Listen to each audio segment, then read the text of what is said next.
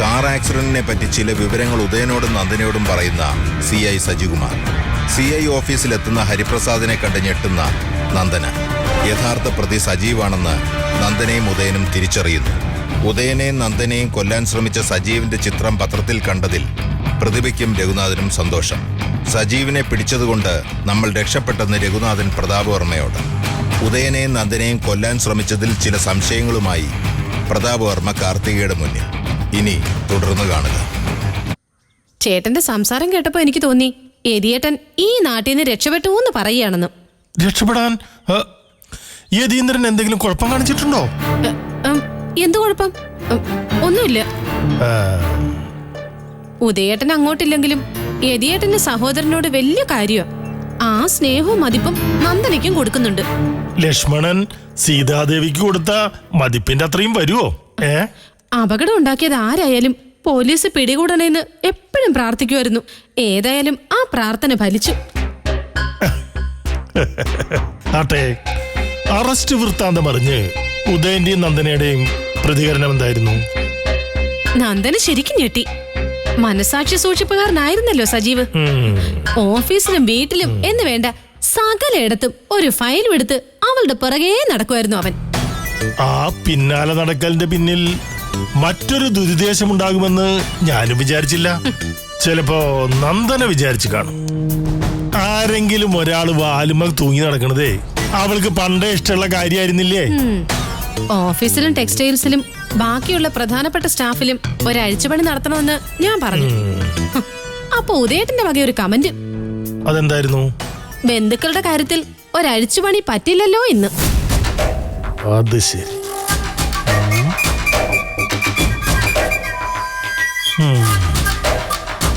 ഉദയൻ അങ്ങനെ പറഞ്ഞോ? അത് ആരെ ഉദ്ദേശിച്ചായിരിക്കും? പുള്ളിയുടെ മനസ്സിൽ എന്താണെന്ന് ആർക്കറിയാം. എന്തായാലും എന്നെ യതീയേട്ടനെ ഉദ്ദേശിച്ചല്ല അങ്ങനെ പറഞ്ഞത്, അതുറപ്പാ.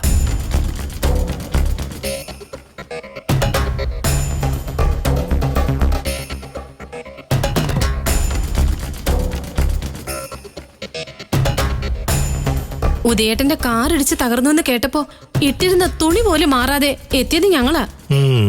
അതൊക്കെ അവിടെ നിൽക്കട്ടെ. ആരായിരുന്നു കാർത്തികേ ആ സംഭവം നിങ്ങളെ വിളിച്ചറിയിച്ചത്? അപകടം നടന്ന ഉടനെ സംഭവ സ്ഥലത്ത് നിന്ന് കണ്ടു നിന്ന് ആരോ ആണ് യതീയേട്ടനെ വിളിച്ചത്. ആരുടെ പാരയാണെന്ന് അറിഞ്ഞൂടാ. സർക്കിൾ ഇൻസ്പെക്ടർ ഞങ്ങളോട് കുറെ ചോദ്യങ്ങൾ ചോദിച്ചു. എന്നിട്ട് നിങ്ങൾ വല്ല ക്ലൂവും കൊടുത്തോ? അല്ല, അതിന് ഞങ്ങൾ എന്തറിഞ്ഞിട്ടാ പ്രതാപേട്ട? ഓ, അത് ഞാൻ മറന്നു. പിന്നെ യതീന്ദ്രൻ ഇനി വിളിക്കുമ്പോ പ്രതാപേട്ടൻ അന്വേഷിച്ചു എന്ന് പ്രത്യേകം പറയണം. അവൻ ദുബായിൽ പോകുന്ന നേരം എന്നെ ഒന്നും വിളിച്ചില്ല. സാരില്ല, പരിഭ്രമിച്ചുള്ള പോക്കായിരുന്നില്ലേ?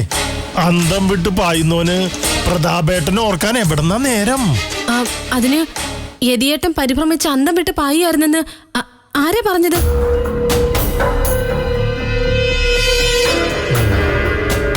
ഞാൻ പറയുന്നു, ഇങ്ങോട്ട് നോക്കിയേ. അത് യതീന്ദ്രൻ അറിയാം, എനിക്കും അറിയാം. എന്തറിയാന്ന്?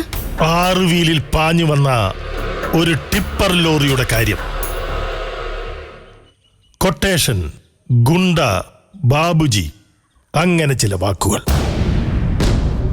ചേരുംപടി ചേർക്കാനായി വലതുഭാഗത്ത് യതീന്ദ്രൻ, കാർത്തിക എന്നൊക്കെ എഴുതി വെക്കാം.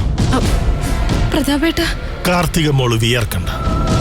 ഞാനേ ഒരു സൂചന തന്നേ ഉള്ളൂ. സൂചനയാണിത്, സൂചന മാത്രം.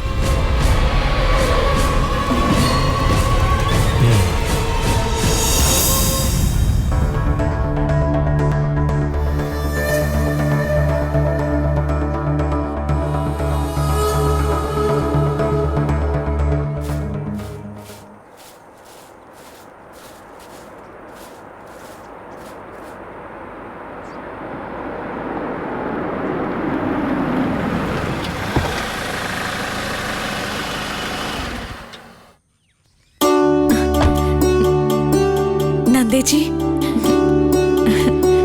അകത്തേക്ക് വാ.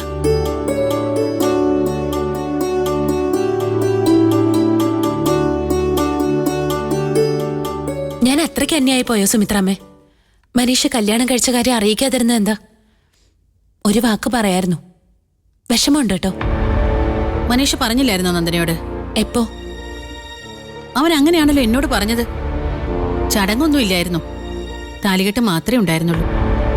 അതിന്റെ സാഹചര്യമൊക്കെ പിന്നെ പറയാം. അപ്പൊ തന്നെ നന്ദനെ വിളിച്ച് അറിയിക്കണമെന്ന് ഞാൻ അവനോട് പറഞ്ഞിരുന്നതാ. വിളിച്ചെന്നും പറഞ്ഞു. ഇല്ല, സുമിത്രാമ്മയ്ക്കെങ്കിലും ഒന്ന് വിളിക്കായിരുന്നു. നിന്റെ കല്യാണ വിവരം നീ നന്ദനെ വിളിച്ച് പറഞ്ഞായിരുന്നല്ലോ അല്ലേ? അന്നേരം വിളിച്ചിട്ട് കിട്ടിയില്ല. എന്നിട്ട് നീ അങ്ങനെയല്ലല്ലോ അന്ന് പറഞ്ഞത്. നന്ദനയ്ക്ക് ഇഷ്ടപ്പെട്ടില്ല, അവള് ദേഷ്യപ്പെട്ടു എന്നൊക്കെയല്ലേ നീ എന്നോട് പറഞ്ഞത്? അങ്ങനെ ഞാൻ പറഞ്ഞോ? ആ പറഞ്ഞു. ഞാൻ ഓർക്കുന്നില്ല. എന്താ മനീഷ ഇത്? നിന്റെ സ്വഭാവത്തിന് പിന്നെ മാറ്റം വന്ന എന്താ? ഞാൻ എന്നും ഒരുപോലെ, മാറ്റമൊന്നും വന്നിട്ടില്ല. മാറ്റം വന്ന ചിലരൊക്കെ ഉണ്ട്. ചേച്ചി, ഞാൻ ചായ കൊണ്ടുവരാം. ഇപ്പൊ വേണ്ട. എന്നാ തണുത്തെന്തെങ്കിലും എടുക്കട്ടെ? വേണ്ടല്ലേ. ഒരു ദിവസം നിങ്ങൾ രണ്ടുപേരും കൂടി തൃശ്ശൂരേക്ക് വരൂ. എന്തിനാ അപമാനിച്ചു വിടാനാ? മനീഷേ, നീ എന്താ പറഞ്ഞത്? മനസ്സിലായില്ല. എന്താ അപമാനത്തിന്റെ കാര്യം? അമ്മ തൃശ്ശൂർ നിങ്ങളുടെ വീട്ടിൽ വന്ന കാര്യമൊന്നും അറിഞ്ഞില്ലേ? ഇല്ല. എന്നാ അങ്ങനെ ഒരു സംഭവം ഉണ്ടായി, പറഞ്ഞു കൊടുക്ക്. ഒന്നുമില്ല നന്ദനെ. ഇപ്പൊ അങ്ങനായ? ഒന്നുമില്ലെന്ന് പറഞ്ഞാൽ എങ്ങനെയാ? എന്താ ഉണ്ടായ സുമിത്രാമ്മേ? ഞാൻ അവിടെ വരെ വന്നിരുന്നു. നിങ്ങളവിടെ ഇല്ലാന്നറിഞ്ഞപ്പോ തിരിച്ചു പോന്നു, അത്രേ ഉള്ളൂ. അങ്ങനൊന്നുമല്ല. ഞാൻ പറയാം. അനിയന്റെ ഭാര്യയെ അമ്മയെ അധിക്ഷേപിച്ച് ഇറക്കി വിട്ടത്. വണ്ടിക്കൂലിക്ക് ചില്ലറ വേണോന്ന് വരെയും ചോദിച്ചു. കാർത്തികേച്ചിയോ? കാർത്തിയായാലും ഭരണിയായാലും മോശമായി പോയി. അമ്മ വലിയ കോവിലകത്തൊന്നുമല്ല എന്ന് കരുതിയേ തീരെ കൊച്ചാക്കേണ്ട ആവശ്യമൊന്നുമില്ല. നന്ദേച്ചോട് എന്തിനാ മനീഷട്ടാ അതൊക്കെ പറയുന്നത്? അമ്മ ഇൻസൾട്ട് ചെയ്ത് എല്ലാവരുടെയും അറിവോടെയാണെന്ന് ആർക്കറിയാം? മനീഷേ, നിന്റെ സംസാരം അതിര് കിടക്കുന്നുണ്ട്. നീ എന്നെയല്ലേ ഇൻസൾട്ട് ചെയ്തത്? നീ കല്യാണം കഴിച്ച് ഉത്തരവാദിത്തത്തോടെ ജീവിക്കുന്ന കാണാനാ ഞാൻ ആഗ്രഹിച്ചത്. എന്നോട് കല്യാണക്കാര്യം പറയാതിരുന്നത് ഇൻസൾട്ടിംഗ് അല്ലേ? അന്നേരം അതിനൊന്നും സമയമില്ലായിരുന്നു. പിന്നെ സമയമുണ്ടായല്ലോ. എന്താ മനുഷ്യൻ ഇവിടെ ഇത്രയ്ക്ക് തിരക്ക്? മനീഷേട്ടന് വേണ്ടി ഞാൻ ക്ഷമ ചോദിക്കാൻ ചേച്ചി. എന്നാ കാലി വീണ് മാപ്പ് പറയടി. എന്ത് വിഷയം ഉണ്ടായാലും ബാക്കി എല്ലാവരും ഒരു സൈഡ്, നമ്മൾ മാത്രം ഒറ്റയ്ക്ക്. നിന്റെ കയ്യിലിരിപ്പ് അതായതുകൊണ്ടാ. പോട്ടെ സുമിത്രാമ്മേ, അതൊരു തർക്കം ആക്കണ്ട. വീട്ടിൽ വന്നപ്പോ ഉണ്ടായ മോശമായ അനുഭവം അമ്മ മറക്കണം. ഞാൻ അമ്മയോട് ക്ഷമ ചോദിക്കാം. മറക്കാനൊന്നും പറ്റില്ല. എന്നാലും പോട്ടെ. ഇപ്പൊ ഞാൻ വന്നത് പ്രധാനപ്പെട്ട മറ്റൊരു കാര്യം പറയാൻ വേണ്ടിയാ. അച്ഛൻ എനിക്ക് തന്ന 40 സെന്റ് സ്ഥലത്തിന്റെ കാര്യം. എന്റെ പേര് കിടക്കുന്ന ആ ഭൂമി പനക്കിലേക്കായി മാറ്റിവെച്ചതാ ഞാൻ. എടി വായും പൊളിച്ച് നോക്കി നിൽക്കാതെ ആ കസേരയും ഇട്ട് കൊടുക്ക്. നന്ദേച്ചി ഇരിക്കട്ടെ. വേണ്ടല്ലേ. ഇനി വൈകിക്കുന്നില്ല. സ്ഥലം എഴുതി തന്നേക്കാം. സുമിത്രാമ്മ എന്താ ഒന്നും പറയാത്തെ? ഞാൻ എന്ത് പറയാനാ? ഇവിടുത്തെ കാര്യങ്ങളെല്ലാം നിനക്കറിയാലോ. അനിലെയും കുഞ്ഞിനെയും ഇതുവരെ ഒന്നും പോയി കാണാൻ പറ്റിയിട്ടില്ല. കൈനഗരിന്ന് രാജേഷിന്റെ അച്ഛൻ കൂടെ ഇവിടെ വരും. അനില എന്നെ ഇതുവരെ ഒന്നും വിളിച്ചില്ല. അവളെ കൊണ്ട് ഞാൻ ഇപ്പൊ വിളിപ്പിക്കാം. ഒരു മിനിറ്റ്. ഇപ്പൊ വേണ്ട മനീഷേ. വേണ്ടെങ്കിൽ വേണ്ട. എന്നാ അടുത്ത ആഴ്ച ഒരു ദിവസം ഞാൻ വരാം. സബ് രജിസ്റ്റർ ഓഫീസിൽ പോയി സ്ഥലം സുമിത്രാമ്മയുടെ പേർക്ക് എഴുതി തരാം. അമ്മയുടെ പേർക്കാ? അതെ. അമ്മയ്ക്ക് ആ സ്ഥലം വേണമെന്നൊന്നുമില്ല. അല്ലെങ്കിലേ ഇപ്പൊ അമ്മയുടെ പേരിൽ എഴുതി കൊടുത്താലും പിന്നീട് എനിക്ക് എഴുതി തരണ്ടേ? അതിലും നല്ലത് ഇപ്പോഴേ എന്റെ പേർക്ക് എഴുതി തരുന്നതാ. അപ്പൊ ചെലവും കുറയുമല്ലോ. മനീഷിന്റെ പേരിൽ എന്നൊരു വാക്ക് ഞാൻ പറഞ്ഞില്ല. ഇപ്പൊ പറയാലോ. ഇല്ല മനീഷേ, ആ സ്ഥലം സുമിത്രാമ്മയ്ക്കുള്ളതാ. പിന്നീട് എപ്പോഴെങ്കിലും അമ്മയ്ക്ക് തോന്നുന്ന സമയത്ത് എന്ത് വേണമെങ്കിലും ചെയ്തോട്ടെ. ഞാൻ സുമിത്രാമ്മയുടെ പേരിലെ ആ 40 സെന്റ് സ്ഥലം എഴുതി കൊടുക്കൂ. അമ്മയ്ക്ക് എന്തിനാ ചാവുമ്പോ കൂടെ കൊണ്ടുപോകാനാ? മനീഷട്ടാ പറയട്ടെടി. അവന്റെ ചിന്ത അതാ. ഞാൻ ചത്തിട്ട് എല്ലാം സ്വന്തമാക്കണം, എന്നിട്ട് വിറ്റ് നശിപ്പിക്കണം. പിന്നെ പനകിലെ ഏക്കർ കണക്കിന് സ്വത്ത് വിറ്റ് നശിപ്പിച്ചത് മനീഷാണല്ലോ. ആ കണക്കൊന്നും പറയണ്ട. 4-5 ലക്ഷം രൂപ മുടക്കി തുണിക്കട തുടങ്ങിയിട്ട് എന്തായി?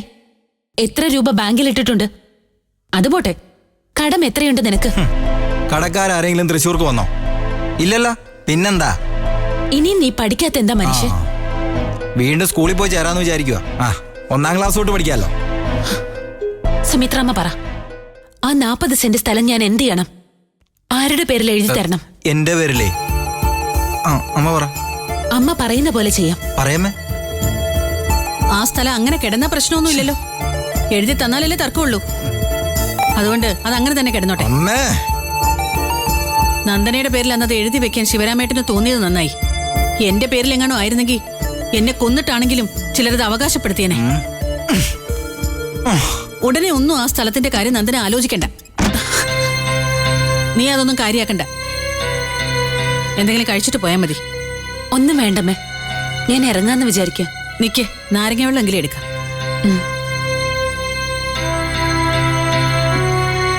നന്ദേച്ചി ഒന്നും വിചാരിക്കല്ലേ. മനുഷ്യന്റെ സ്വഭാവം അറിയാലോ, ചിലപ്പോ ഇങ്ങനെയാ.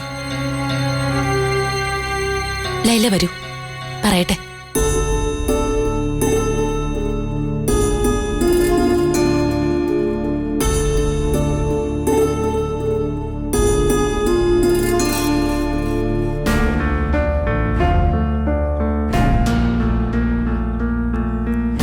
ഏത് സാഹചര്യത്തിലാ നിങ്ങളുടെ കല്യാണം നടന്നെന്ന് അറിയില്ല, എന്നാലും ഊഹിക്കുന്നു.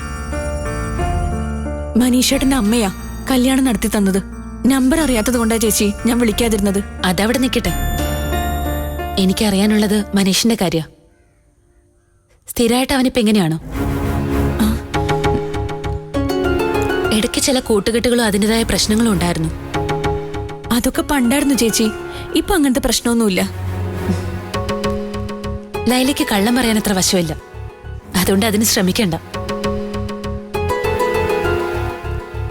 സുമിത്രാമ്മയ്ക്ക് മനീഷ് ഒരു ആശ്വാസമായിരിക്കുമെന്ന് ഞാൻ പ്രതീക്ഷിച്ചിരുന്നു. അതിന് എന്നാണോ എന്തോ. ലൈലയെങ്കിലും അമ്മയുടെ കൂടെ നിൽക്കണം.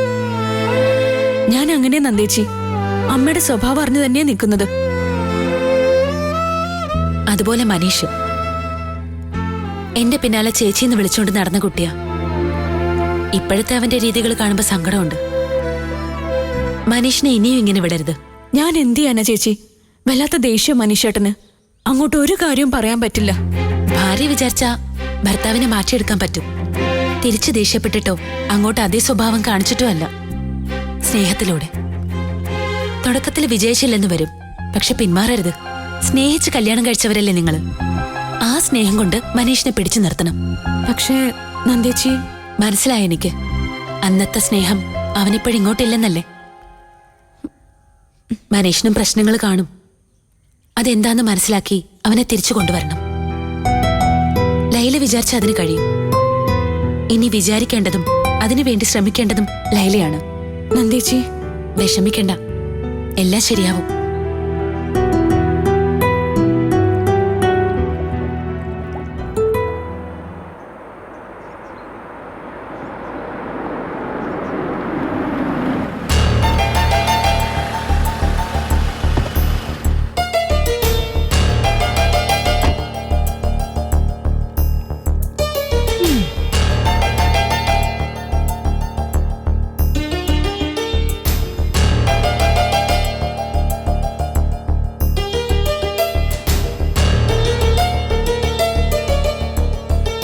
കാർത്തികേച്ചി, എന്താ? കഴിഞ്ഞ ദിവസം എന്നെ അന്വേഷിച്ച് ആരെങ്കിലും ഇവിടെ വന്നിരുന്നോ? നന്ദനെ അന്വേഷിച്ച് വന്നവരെ പറ്റി എന്നോടാണ് ചോദിക്കുന്നത്? ഞാനില്ലാത്ത സമയത്ത് വന്നോ എന്നാണ് ചോദിച്ചത്. നന്ദന ഇല്ലാത്തപ്പോ ഞാൻ ഓർക്കുന്നില്ല. അതൊരു വല്ലാത്ത മറവിയാണല്ലോ. നന്ദനക്കിപ്പോ എന്താ അറിയേണ്ടത്? സുമിത്രാമ്മയോട് മോശമായിട്ട് പെരുമാറിയത് എന്തിനാണെന്ന് അറിയണം.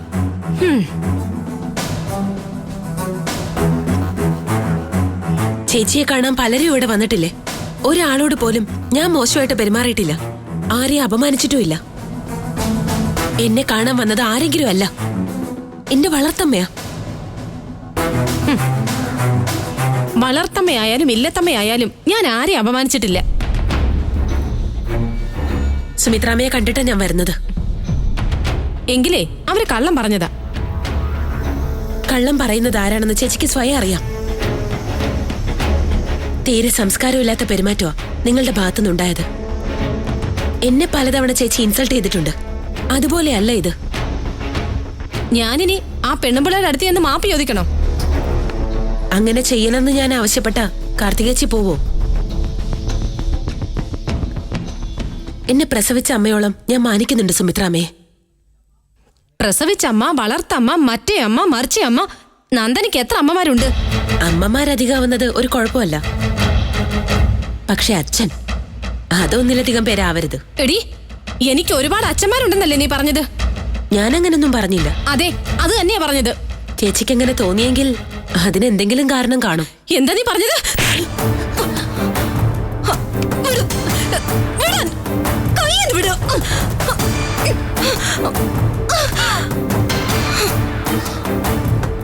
കവിള് പുകയുന്നത് പോലെ അങ്ങോട്ടൊരെണ്ണം തരാൻ എന്റെ കൈക്ക് കരുത്തുണ്ട്, മനസ്സിന് ഉറപ്പുണ്ട്.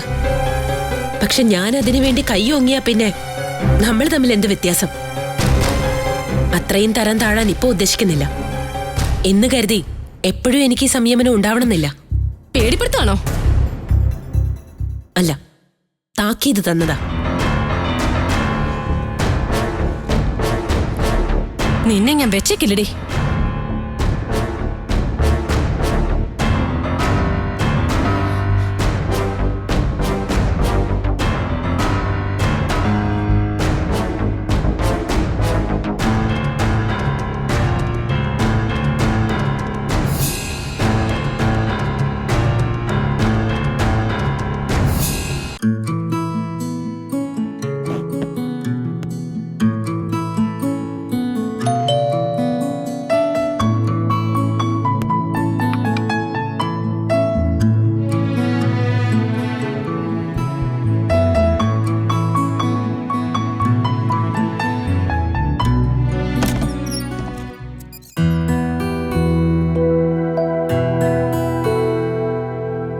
നന്ദനെയും ഭർത്താവിനെയും കാണാൻ വേണ്ടി വന്നതാ. ഞങ്ങളെ മനസ്സിലായില്ലായിരിക്കും. എന്നെ അറിയാമേ. ഇത് ഉദയേട്ടൻ അനിയന്റെ ഭാര്യയാണ്, ആ, കാർത്തിക മാഡം. അമ്മയാണ്. ഒരുമിച്ച് കണ്ടപ്പോ ഞാൻ ഊഹിച്ചു. കേറി വാ.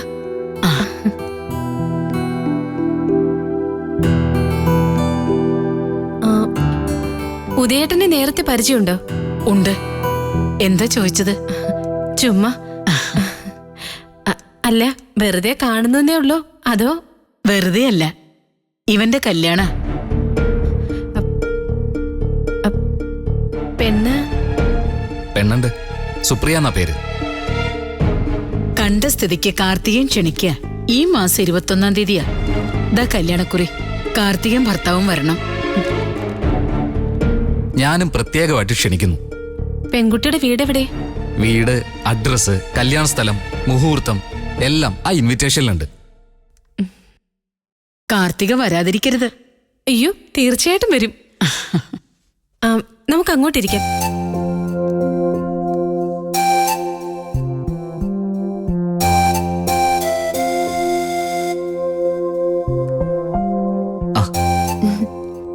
രേണുകാമ്മേ, ഇരിക്കൂ.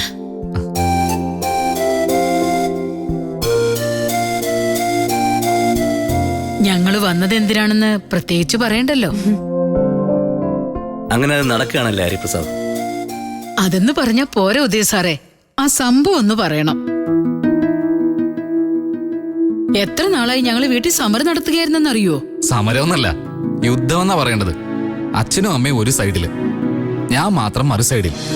എന്റെ ആങ്ങളയില്ലേ അച്ഛേട്ടൻ, ഏട്ടൻ രണ്ട് സൈഡിലും മാറി മാറി നിൽക്കും. ഒരുക്കങ്ങളൊക്കെ ആയോ? അതിനും തർക്കമാ വീട്ടില്.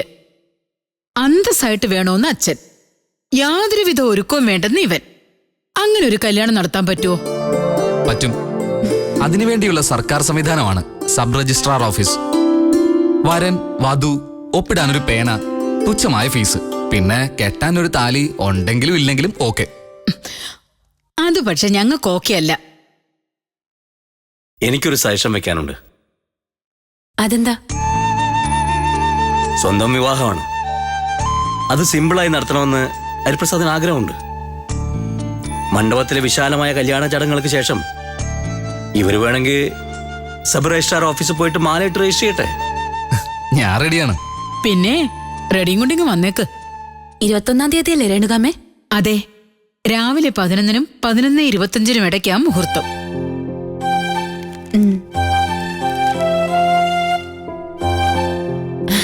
ഇങ്ങോട്ട് കൊടുത്തോളൂ. 21-ാം തീയതി നിക്ക്. അമ്മ കല്യാണക്കുറി തന്നു. പക്ഷെ ഔദ്യോഗികമായി കല്യാണത്തിന് ഞങ്ങൾ ക്ഷണിക്കേണ്ടത് ഹരിപ്രസാദാണ്. അതുള്ളതാ. വിളിക്ക് ഹരി. ഈ മാസം 21-ാം തീയതി എന്റെ കല്യാണമാണ്. 11:15 മുഹൂർത്തം. രണ്ടുപേരും പങ്കെടുക്കണം. ആ, കുഴപ്പമുള്ളൊരു ക്ഷണിക്കലായിരുന്നു. എന്നാലും അഡ്ജസ്റ്റ് ചെയ്യാം അല്ലടോ? വധുവിന്റെ പേര് പറഞ്ഞില്ല. സുപ്രിയ. സുപ്രിയ. പ്രിയാന്ന് വിളിക്കാലോ. കല്യാണം പറയാൻ വേണ്ടി മാത്രമല്ല ഞാൻ വന്നത്, നിങ്ങളോട് രണ്ടുപേരോടും നന്ദി പറയാൻ കൂടിയാ. നന്ദനെ സാറും കൂടി ഞങ്ങളുടെ വീട്ടിൽ വന്ന് ഇവനോട് സംസാരിച്ചില്ലേ, അതിൽ പിന്നെയാ ഹരിക്ക് മനമാറ്റം ഉണ്ടായത്. എല്ലാ പ്രതീക്ഷയും കൈവിട്ടിരിക്കുകയായിരുന്നു. നന്ദനോടുള്ളതിനേക്കാൾ ഇക്കാര്യത്തിൽ എനിക്ക് കടപ്പാട് ഉദയൻ സാറിനോടാ. ഏയ്, അതിൻ്റെ ഒന്നും ആവശ്യമില്ല. സൗഹൃദങ്ങൾക്ക് അർത്ഥമുണ്ടാവുന്നത് ഇങ്ങനെയൊക്കെയാ. രണ്ടുപേരും വരണേ. തീർച്ചയായും വരും. പ്രസൻസ് മാത്രം മതി, പ്രസന്റേഷൻ ഒന്നും വേണ്ട. അതെ, ക്ഷണിക്കപ്പെടുന്നവരുടെ ഇഷ്ടവും സൗകര്യമാ. ക്ഷണിക്കുന്നവർ അഭിപ്രായം പറയണ്ട. എന്നാ ഞങ്ങൾ ഇറങ്ങുകയാണേ. അയ്യോ, ചായ കുടിച്ചിട്ട് ഇറങ്ങാം. അയ്യോ, ഇപ്പൊ വേണ്ട. ശരി, അപ്പോ കല്യാണത്തിന് കാണാം. ഓക്കെ.